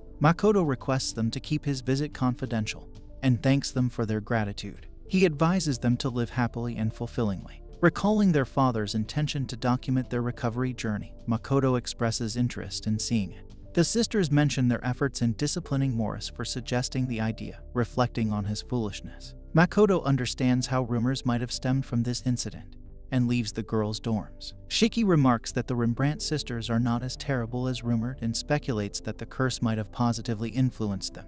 Makoto hopes for their growth and a bright future. Meanwhile, Lime investigates the human experiments and discovers new clothing in an abandoned building within the academy compound. Sensing someone's presence, he warns them to halt or face consequences. We then see Aqua and Eris inform Makoto that they were supposed to meet Lime at daybreak, but they can't reach him through telepathy. They explain that Lime's last communication was from the development site of the school compound, and it's unusual for him to engage in combat without direct orders. Makoto believes that even if Lime was ambushed, he wouldn't be easily defeated. Shiki speculates whether Rona might have deceived them, considering her deceitful nature. Makoto cautions against jumping to conclusions prematurely and suggests investigating the crime scene first. Meanwhile, Lime finds himself imprisoned alongside Eva. His katana is missing, and he expresses regret for involving Eva in the situation. Lime recalls the encounter with a powerful white-haired boy who blocked his telepathic communication attempts with Makoto. Despite Lime's attack, the boy easily repelled him and fled after sensing someone approaching. Eva, who had been nearby, attempted to rescue Lime but was also captured by the subsequent arrival. She expresses surprise at the organization's swift abandonment of her. Lime recognizes Eva as the academy librarian and informs her that he works for Makoto's company, suggesting that she might know Makoto. Eva expresses her observation that Lime appears more like a bodyguard, to which Lime responds that the roles are essentially the same. He then proposes an escape plan to Eva, who acknowledges the strength of the organization to have established a base in the area. She suspects they have allies within the academy, and believes her escape alone won't make a significant difference. Expressing doubt about Lime's ability to defeat the powerful boy they encountered earlier, Eva suggests Lime focus on addressing the individuals entrenched within the academy if he intends to rescue her. Lime, curious about his motivation, learns that Eva can provide valuable information to his master, Makoto. She also promises substantial rewards if they dismantle the organization. Agreeing to Eva's proposal, Lime breaks free from captivity using a magical blade from his bracelet. As they attempt to escape, they come across a room filled with experiments involving humans and demihumans. Shocked by the disturbing sight, Eva speculates that the experiments aim to enhance combat and magical abilities. Unable to contact Makoto telepathically, Lime decides to prioritize freeing the test subjects from their suffering before taking further action. In another place, Shiki and Makoto search for Lime. Shiki detects a dragon nearby, suggesting they may not be facing demons. Makoto considers the possibility that Mitsurugi and Sophia, who claimed alliance with demons, could be involved. Shiki sees this as a chance to avenge Makoto's past injuries, growing eager. However, Lime suddenly appears, surprising them. Lime apologizes for causing worry, and Makoto asks if he encountered any dragons. Lime says no, and Makoto notices Eva with him. Lime promises to give a full report later. Shiki, annoyed by Lime's quick return, is calmed by Makoto. Later, Makoto reads Lime's report, curious about the man who defeated him. Shiki informs Makoto that Eva wants to talk. Makoto asks Shiki to seek Rona's help in uncovering the organization's collaborators in the academy. Shiki agrees, and Makoto speaks with Eva. Eva begins by mentioning the promised information. She reveals familiarity with the individuals in Makoto's portrait. The man, a noble with a significant position in a certain nation, and the woman, a high-ranking priestess. Learning this surprises Makoto, who discovers more about his parents' backgrounds. Eva explains that they were supposed to marry in Kaelia, a region of the now-destroyed kingdom of Elysia. However, they were exiled without marrying and disappeared. She admits lacking all the details, as most records were destroyed during an invasion of Kaelinia. Makoto understands that Eva is referring to the invasion a decade ago, which resulted in a big win for the demons. Curious, he asks how she knows about his parents. Eva explains she's from Cal and was there during the invasion. Only she and Luria managed to escape. However, they were labeled as cowards for leaving their nation behind. Since then, they've lived quietly, not even using their family names. People still treat them coldly and even harass them sometimes. Despite considering suicide, they decided to reclaim Kael'ni, or at least the lost lands of the Insland family. This led Eva to make a deal with an organization opposing the goddess. They exchanged technology and knowledge, making them powerful. She thought they could help reclaim Kael'ni, but she encountered Line, and they got captured. Understanding her plight, Makoto promises to protect her. Later that night, Makoto ponders the potential involvement of the powerful organization in the ongoing war against the demons. Sensing someone approaching, Lime alerts him that the white-haired boy is heading their way. Tamo and Mio arrive, surprising Makoto, who questions their presence. Mio instructs Lime to leave, but Tomo insists Lime would only hinder them. Lime departs to the demiplane, and the boy arrives in their room. He identifies himself as the guildmaster of the Adventurers Guild and apologizes for his actions against Lime. Makoto and the others are taken aback by this revelation. Before explaining his purpose, the guildmaster requests some fruit from Neo. Initially hesitant, Mio complies upon Makoto's insistence. Makoto queries the guildmaster's reason for being there, prompting the guildmaster to assure him that there's no need for written communication, as he's not human. Makoto pretends not to understand, but the guildmaster speculates whether Makoto is worried about being discovered by the goddess. He reassures Makoto that the goddess is unaware of his current situation and has been making errors lately. Makoto decides to speak up and asks the boy who he is. The boy begins to introduce himself, but Tomo interrupts, revealing that he is Ludo, also known as Banshoku, a greater dragon undefeated in battles. Makoto acknowledges that greater dragons are the most powerful among their kind, listing some famous ones. Ludo insists Shin shouldn't interfere when he's talking to Makoto, but Tomo corrects him, stating she no longer goes by that name and introduces herself. Ludo assures Makoto he's not deceiving him and tries to get closer, but Tomo warns him off with her sword and questions when he became a man. Ludo explains it happened 300 years ago when he grew tired of being a woman. He recounts a transformative experience after a one-night encounter with a man, claiming he can charm Makoto even though he's a virgin. Makoto, feeling uncomfortable, creates some distance. Mio arrives with the fruit and inquires about the situation. Ludo explains that his actions are aimed at maintaining balance in the world. He criticizes the humans for becoming too numerous and arrogant under the goddess's rule. According to him, the guild system helps control this by encouraging people to strive for higher levels and ranks. He's intentionally made the growth rate tied to these levels to motivate individuals. Joining the guild ignites people's ambitions, leading them to desire success until they are overwhelmed by their own desires, which ultimately reduces the human population. Tomo finds this method indirect for preserving balance. Ludo reveals that the highest level in the guild is 65,535, a number reminiscent of old video games. Makoto questions how Ludo, a 1,000-year-old human, knows about video games, but Ludo explains the time difference between their worlds. Despite his complex explanation, Makoto remains confused. He inquires about his chances of returning home, and Ludo admits it's nearly impossible due to the randomness of teleportation at his current mana level, estimating a 1 in 10 million chance of success. Makoto recalls Shiki mentioning a similar probability. Ludo advises Makoto to explore this world for now and takes his leave. Tomo escorts him out to prevent further trouble and asks on their way if humans from Makoto's world truly die at 100 years of age. The scene changes to Lime telling Makoto about his investigation plans, but Rona disrupted it with threats, seduction, and lies. Shiki adds that Rona didn't even try to keep the investigation secret. Makoto senses Shiki's disapproval of Rona's behavior and hopes they can reconcile. However, Shiki firmly states he can't trust Rona because she's deceitful and untrustworthy. Despite this, Makoto acknowledges that Rona quickly identified people linked to them and that even the forest ogres dislike her revealing attire. He finds the investigation's outcome surprising and starts to doubt all humans. Planning to discuss future plans with Rona, Makoto meets her at 5 Irons. Rona informs Makoto she's achieved her goal and will leave the city, asking if he'll manage the organization. She apologizes for Karen's absence from his class, arranging for the academy to be notified of her death during summer break. Makoto suggests not revealing Karen's death, but citing family circumstances instead to avoid shocking others. Agreeing, Rona suggests improving the ethics and methods of Makoto's undercover agents to be more effective in espionage. Makoto thanks her, and Karen praises him for treating all beings equally.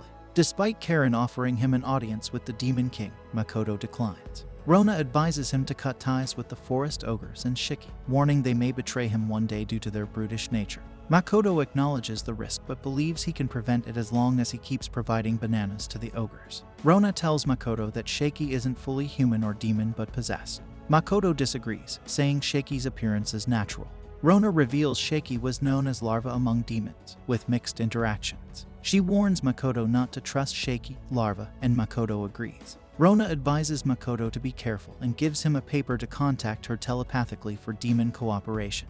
Then she disappears. Makoto shares it with Tomo, who thinks it might help with a cursed item issue. Tomo suspects Rona's motives of seeking Makoto's favor. Makoto decides to stay alert and recalls Lime's normal conversations. He asks if Lime is still human, shocked to learn Tomo gave Lime her blood. Tomo ponders her actions, and Makoto vows to be stricter. He feels urgency in dealing with the organization for Eva and Luria's safety, but Tomo and Mio offer to help. Makoto insists on handling it alone. Later, he interrogates Blight, who apologizes for his subordinate's deeds. Blight admits he underestimated Makoto's abilities. Makoto modestly credits his exceptional followers. Blight implies Makoto must be aware of the organization.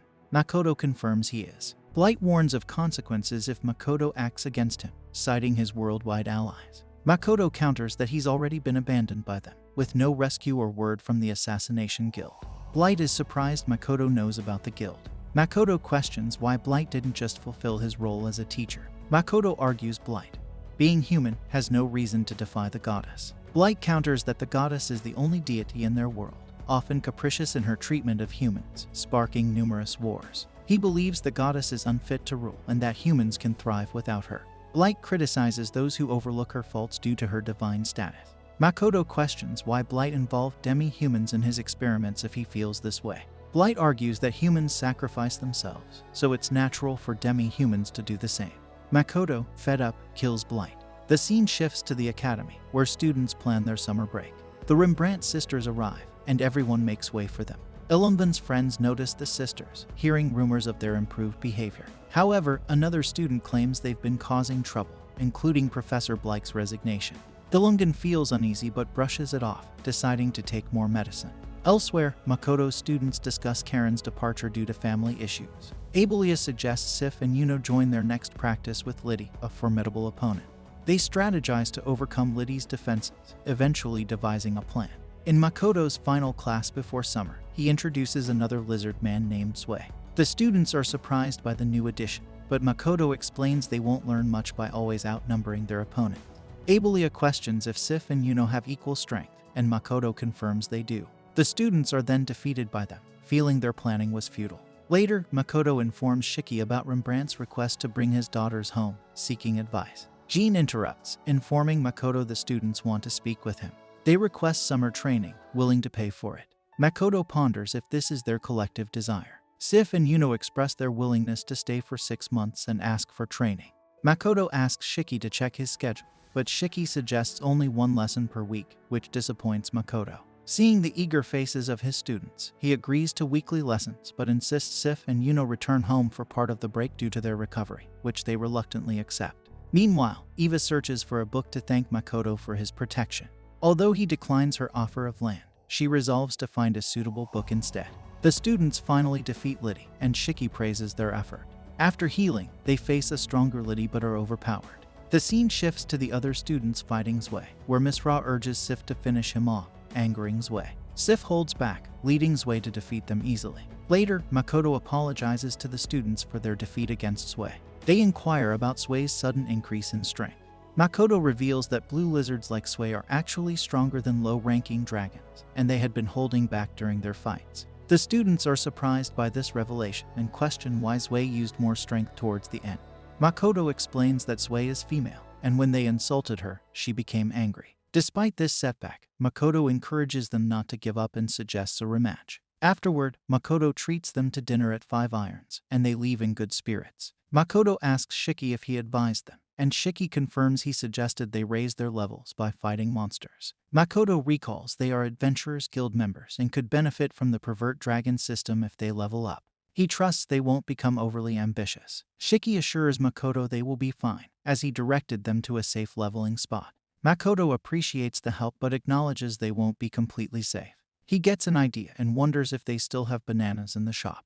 The scene shifts to the students defeating monsters in the wild, gaining 8 levels in 1 day. They credit Shiki and Makoto's lessons for their progress. Abelia expresses her affection for Shiki. They set up camp for the night and encounter a demodragon the next day. Despite their average level of 75, they attempt to fight it. However, the dragon paralyzes them with its roar and prepares to attack with its breath. Eris intervenes, capturing the dragon with her magic and defeating it with ice magic before disappearing. Confused, the students wonder who Eris is, while Makoto silently acknowledges that the bananas were the reason they were saved. This brings an end to our episode.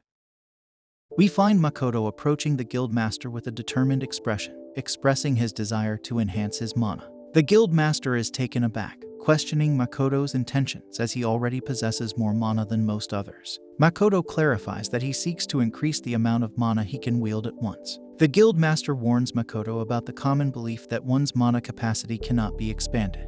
He cautions Makoto that if any research organization discovers his increased mana level, they may subject him to extensive studies. Makoto's friend marvels at his determination and asks for the secret behind his strength.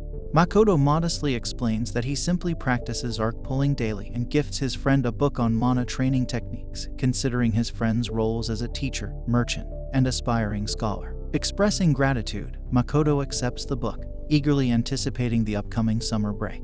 He recalls feeling tense before vacations, filled with plans and aspirations. His friend bids him a joyful break as the scene transitions to the academy. Makoto engages in conversation with Eva, the librarian, who commends him for his dedication to training students during the summer holidays. She notes the absence of many full-time teachers on vacation, expressing her gratitude for teachers like Makoto who remain committed to their duty. Eva hands Makoto a book she specially selected for him, knowing his keen interest in mana usage. She explains that she chose this book for him due to its unique theories tailored for those with discerning tastes in science, believing Makoto will appreciate its contents as a fellow enthusiast of mana manipulation. Makoto expresses his intrigue about the book but mentions he has other plans for the summer break. Eva chuckles at his enthusiasm, remarking that he sounds just like a student. As the summer days pass swiftly, Makoto finds himself engrossed in various activities, including reading, training, and attending to administrative tasks. 2 weeks fly by, and we see Makoto strolling with Emma, who apologizes for her busy schedule filled with approvals and reports. Makoto reassures her, mentioning that once the break ends, he'll be occupied with responsibilities again. He expresses his desire to spend as much time as possible with everyone before then. Emma, touched by his sentiments, expresses her gratitude for having a president like him and becomes emotional.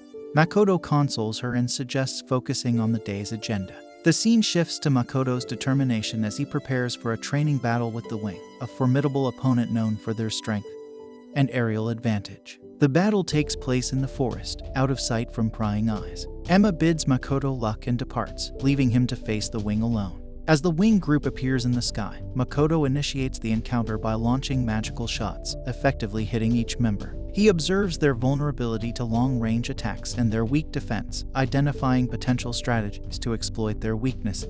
Makoto launches magical projectiles at the Wing and swiftly switches to using fire to target them. He reflects on Emma's warning about the Wing's strength, but finds them to be little more than airborne targets. Suddenly, President Kaiken arrives, riding atop a bird schooner, which surprises Makoto as he realizes the wind can transform into such creatures. He ponders how they will handle long-range attacks. Undeterred, Makoto continues his barrage, but both the bird and President Kaiken remain unaffected.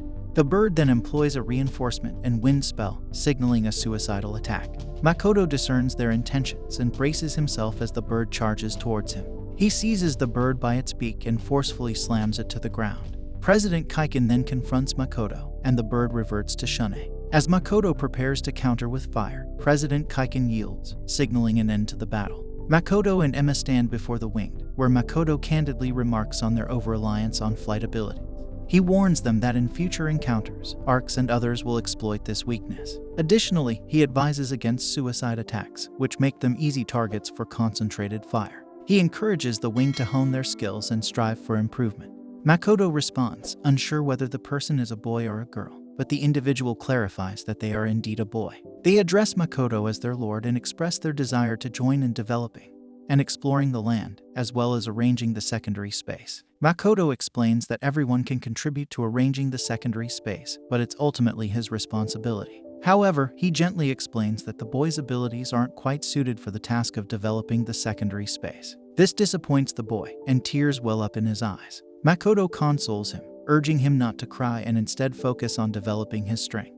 Later, as evening falls, Makoto sits on the balcony, contemplating outer space. He speaks to himself, referencing a book, explaining that when a large amount of mana is continuously released, it can create a weak barrier of colored mana. This barrier becomes visible as mana is released, eventually becoming tangible. Frustrated, Makoto flips off his chair, feeling overwhelmed and exclaiming that he doesn't understand anything, feeling that such discussions are only comprehensible to nobles and those of exceptional intelligence. The scene shifts to Makoto walking with Kyudo in the forest, discussing mana. Makoto asserts that simply releasing mana is sufficient, demonstrating his immense power by continuously releasing a barrier while unleashing a massive amount of mana. Like a tank cannon, he fires rapid, large shots of mana. Suddenly, he experiences a peculiar sensation, feeling as though he's been transported to another world. In the early morning, Makoto wakes up to the surprise of Mio and Tomo calling out to him. They question why he wasn't in his room all night, as it's unusual for him to sleep outside. Makoto explains that he spent the night releasing the barrier and pondering matters, feeling like it's something he's experienced before. Grateful for their help, he suggests they return to their rooms. Confused, Mio and Tomo exchange looks, unsure why Makoto is thanking them. They head back home, where Mio prepares a delicious breakfast. Makoto expresses his gratitude for the meal, but Mio humbly admits that she's still learning. Meanwhile, Tomo eyes the food, particularly the kaki and mashed tofu salad, but quickly restrains herself, following the etiquette of eating what's in front of her first and using her right hand. Makoto gets in touch with Tomo, curious if she truly adores the kaki from the secondary space. Tomo enthusiastically confirms her love for it, jokingly imagining burying herself in a mountain of kaki someday. Makoto chuckles and advises her not to take her love for kaki too far. Soon after, Mio chimes in, warning Tomo to behave or risk losing her kaki privileges. After several days, Makoto is seen once again practicing with mana. He's finally mastered the technique of creating a barrier outside his body. With a newfound skill, he unleashes spells rapidly, resembling a machine gun. Determined not to lose consciousness this time, Makoto recalls studying this method diligently from a book. He employs a combination of techniques, including eyebrow kai to conceal his barrier, before chanting mysterious hymns and words to unleash his full power. Surprised by the outcome, Makoto marvels at the physical manifestation of mana, which obediently follows his movement. He tests his newfound strength by headbutting a tree, shattering it without feeling any pain. Confident in his abilities, Makoto resolves to face any formidable foe, even the Dragon Slayer, without fear of injury. For the sake of the secondary space, Makoto is willing to sacrifice himself if necessary, preferring to bear the burden of conflict alone and shield others from harm. The morning arrived, marking the midpoint of Makoto's summer break.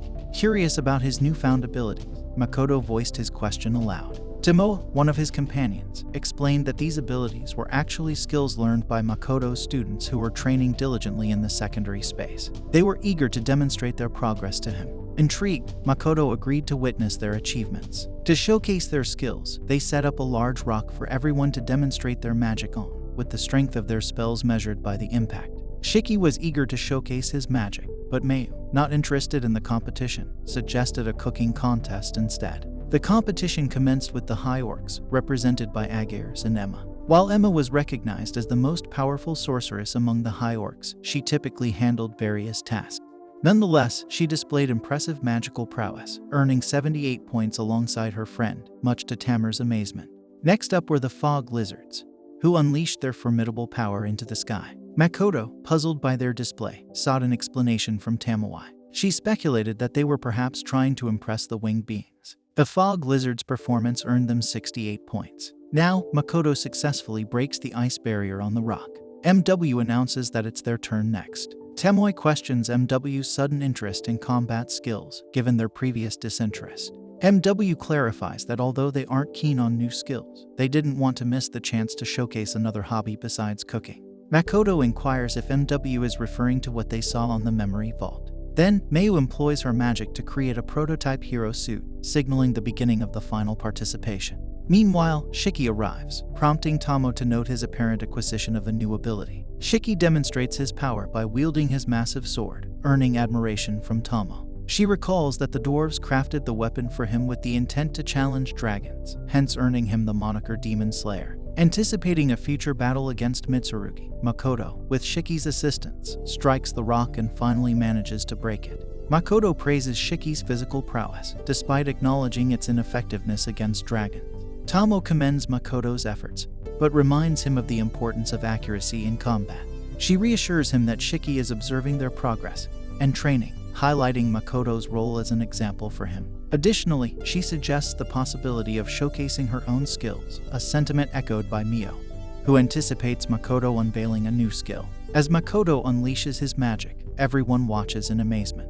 Makoto internally notes that this is the first time he's wielded such a large amount of mana without using the Brow of Kai. His magical display leaves everyone astonished. Shaky remarks that Makoto's power has manifested in its most concentrated form. Makoto elaborates, explaining that his magic amplifies his spells and acts as a robust shield. With a strike of his magic, Makoto destroys the target, evoking fear among the spectators. Despite his accomplishment, Makoto seeks their opinions, but nobody responds. Reflecting later, Makoto realizes he got carried away by the excitement of the moment. Addressing Tadance, Makoto expresses concern about a potential threat posed by a bear he encountered, emphasizing the need for action. Later, Makoto learns about the upcoming Academy Festival, a grand event that draws people from all corners of the land, filling every shop to the brim. This week-long celebration brings unparalleled vibrance to the city. Shiki informs Makoto about the festival's competitive tournament, exciting the students under Makoto's tutelage.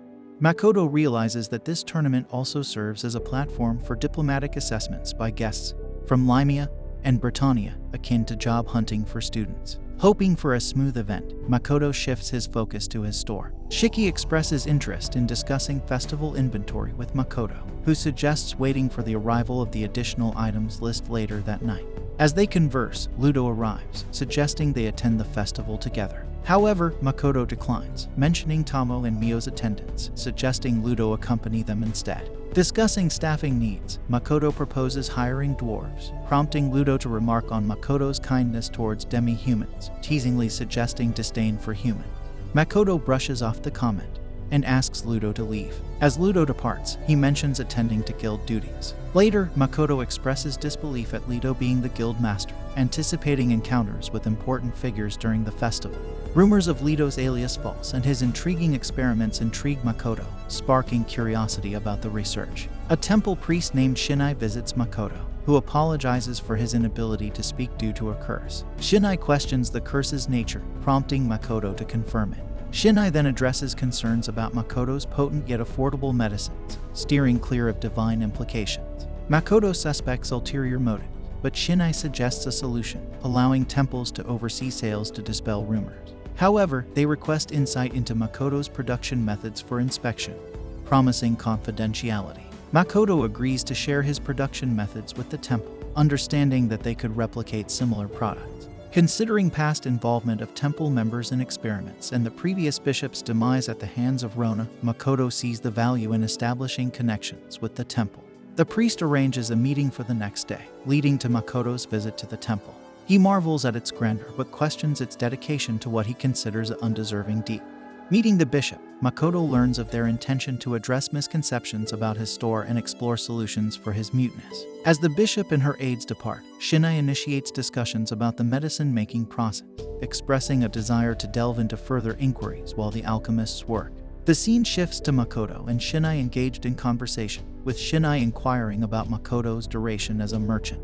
Makoto reveals it's been less than 3 years, surprising Shinai with the fact that Makoto has established shops in 2 cities in such a short span. Shinai wonders if Makoto has a significant supporter, but Makoto clarifies that while he lacks a personal backer, the Rembrandt Trading Company has been supportive. Shinai expresses skepticism, noting that the Rembrandt he knows isn't typically cooperative with the church. Makoto recalls Rembrandt's change in attitude toward the goddess after the disease incident, leading Shinai to speculate about Makoto's connection with Rembrandt's daughter. Makoto explains that Rembrandt entrusted him with watching over his daughters out of love for them, potentially altering Shinai's opinion of Rembrandt. After Makoto and Shiki depart, Shinai informs the bishop that they've dispatched servants to tail them. Unimpressed, the bishop instructs Shinai to seek her approval for all matters regarding Makoto, citing failed attempts to probe Makoto's mind and mana. The bishop expresses concern over Makoto's unconventional production methods, indicating that while the explanations were clear, the methods were exceptional. The temple nuns suggest that with their ability, success would only have a 50% likelihood, necessitating a price increase of 100 times to cover production costs. The bishop accuses Makoto of feigning innocence, suggesting he could become a valuable asset in the future. The scene shifts to Jean conversing with Eris at Makoto's store. Eris asserts her ability to defeat Blue Lizard, prompting Jean's excitement. He requests her to teach him some incantations just as Makoto returns. Makoto inquires about Eris and Jean's newfound rapport, incentivizing Aqua to disclose the information with the promise of banana milk crafted for the festival. Reluctantly, Aqua reveals they've been getting along well. Pleased, Makoto fulfills his promise, and Aqua enjoys the milk. Meanwhile, Eris imparts magical knowledge to Jean, who attempts to inquire about Blue Lizard. Makoto intervenes before sensitive details are divulged, questioning Eris about returning to the demiplane bootcamp. Apologizing, Eris beseeches Makoto's mercy, and he leaves her under Shiki's care. Addressing Jean, Makoto warns against cheating in class and proceeds with deliveries. As he observes the city's festival preparations, he senses being trailed. Feigning ignorance, he navigates into an abandoned alley, where he confronts the assassins tailing him, recognizing them as from the Assassin Guild. Employing his mana armor and fire birds, Makoto neutralizes most assailants. One remains, identified as the same individual who previously attacked him. Wondering if it's for revenge, the assassin claims it's his duty to fulfill every job. Makoto observes his newly repaired blade, learning it's crafted from Mitsurugi the Greater Dragon's scales. Impressed, he acknowledges its suitability for an assassin, prompting an attack from the assassin. However, Makoto's armor withstands the onslaught, and he ends the scuffle with a punch to the assassin's gut. Intent on settling matters with Professor Blight, Makoto engages the remaining assassins. Afterward, feeling agitated, he seeks solace through archery practice in the demiplane, where Tomo joins him. Makoto inquires about her investigation into the demiplane's climate, learning she's identified an ideal location to open a mist gate, mimicking Japan's climate by 95%. Tomo reveals the chosen site is demon-controlled, with a nearby fortress. Concerned about attracting demon attention, Makoto hesitates. Tomo proposes clearing the area with his approval, though Makoto opts to ponder the decision to avoid provoking the demon. Preferring to focus on the upcoming festival, Makoto postpones the decision.